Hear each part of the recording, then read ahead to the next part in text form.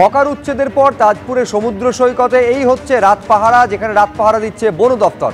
ছবিটা একবার দেখুন, রাত পাহারা দিচ্ছে বন দপ্তর একেবারে হকার উচ্ছেদের পর সমুদ্র সৈকতের ছবি দেখছেন আপনারা।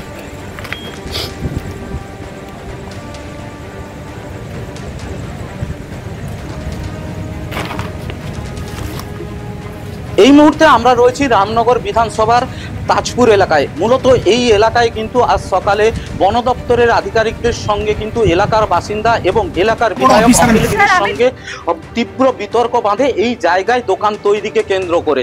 এবং এই মুহূর্তে কিন্তু রাতের অন্ধকারে যেটা দেখা যাচ্ছে, এখানে বন দপ্তরের যে সমস্ত কর্মীরা রয়েছেন তারা কিন্তু এখানে কিন্তু গার্ড দিচ্ছেন। এখানে কথা বলে নেওয়ার চেষ্টা করব আপনাদের সঙ্গে। আপনার নাম? আমার নাম শ্রী দয়াল কুমার পণ্ডা, আমি বনরক্ষী তো শঙ্করপুর বিট। তো আমরা আজকে সকালবেলা যখন আসি দেখলাম আমাদের এখানে বার্বিং বেড়া দেওয়ার কথা, ফিনিশিং দেওয়ার কথা ছিল। তো এখান থেকে আমরা এসছি স্টাফ নিয়ে আসার পর থেকে অকেলগিরি ওই দিক থেকে এসে আমাদেরকে বাধা দিয়েছিল। তো সেই মুহূর্তে আমাদের আধিকারিকের সঙ্গে যথেষ্ট তর্ক বিতর্ক হয় এবং তিনি আমাদের হুমকিও দেন। তো সেই হুমকির পরিপ্রেক্ষিতে আমরা কিছু করতে যাইনি, আমাদের স্টাফ উনি যেরকম চলে গেছেন, আমাদের স্টাফও সেইভাবে চলে গেছেন। এই মুহূর্তে যারা কেউ কিছু যাতে করতে না পারে সেই জন্য আমাদের নাইটে আপনারা ডিউটি দিচ্ছেন। এখানে মানে কি এখনো পর্যন্ত এটা নিয়ে কোনো সিদ্ধান্ত হয়েছে? না, এখনো কোনো সিদ্ধান্ত হয়নি। বড় আধিকারিকরা আছেন, ওনারা যেটা সিদ্ধান্ত নেবেন সেটাই হবে। তো যেমনটা দেখা যাচ্ছে যে এই ঘটনার পরে কিন্তু এই মুহূর্তে কিন্তু এখানে বন দপ্তরের তরফ থেকে কিন্তু আধিকারিকরা রয়েছেন এবং কর্মীরা রয়েছেন, তারা কিন্তু এই এলাকায় পাহারা দিচ্ছেন যাতে নতুন করে কেউ এখানে কোনো কনস্ট্রাকশন বা কোনো রকম দোকান বসাতে না পারেন। কারণ এখনো পর্যন্ত এই জায়গাকে ঘিরে কোনো রকম সিদ্ধান্তে আসা যায়নি। ঋত্বিক প্রধান, এবিপি আনন্দ, পূর্ব মেদিনীপুর। আজকে যখন মহিলা রেঞ্জ অফিসারকে শাসানি দিচ্ছেন রাজ্যের কারামন্ত্রী, এই শাসানি দিতে গিয়ে তার মুখে রাষ্ট্রপতির কথাও শোনা যায়। আপনাদের মনে থাকবে বছর দেড়েক আগেও দেশের প্রথম আদিবাসী রাষ্ট্রপতি সম্পর্কে অত্যন্ত কুরুচিকর মন্তব্য করেছিলেন রামনগরের তৃণমূল বিধায়ক।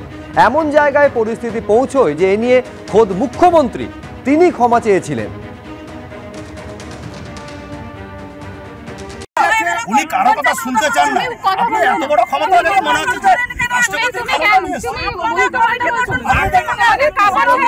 কয়েক সেকেন্ডের ঝড়ে যেভাবে লন্ডভন্ড হয়ে গেল এলাকার পরিস্থিতি দেখুন একবার। পাখাটা পর্যন্ত বার করে দিয়েছেন।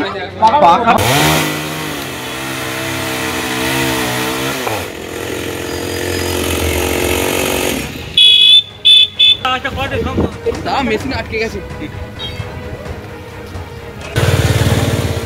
গাছ উল্টে পড়েছে এবং ইলেকট্রিক করাত দিয়ে সেই গাছ কাটার কাজ চলছে। কয়েক সেকেন্ডের মাত্র ঝড়, তাতে হুগলির তারকেশ্বরের সন্তোষপুরের লন্ডভন্ড পরিস্থিতি। ঠিক কী রকম পরিস্থিতি তৈরি হয়েছিল ঝড়ের সময় সেই ছবিও রাখবো আপনাদের সামনে। ঝড় আসছে, দেখো গাড়ি ছাড়া।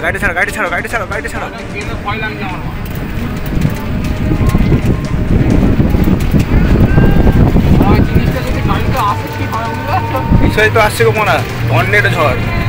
স্থানীয়দের দেওয়া ঝড়ের ছবি আপনারা দেখতে পাচ্ছেন। কয়েক সেকেন্ড মাত্র স্থায়ী হয়েছিল এই ঝড় এবং তাতেই লন্ডভন্ড পরিস্থিতি।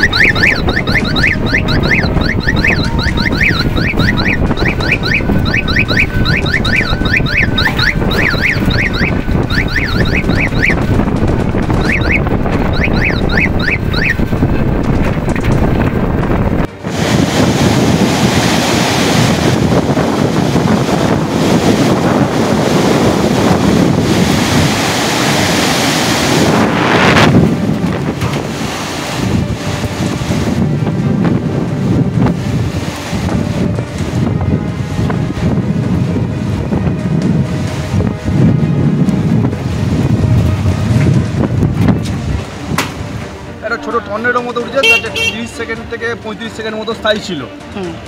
তো আমি একটু দূরে ছিলাম, আমার বাড়ি এখানেই লোকালে। আমি একটু দূরে ছিলাম, আমি দূর থেকে দেখছিলাম যে কিছু একটা ঘটনা ঘটছে এখানে।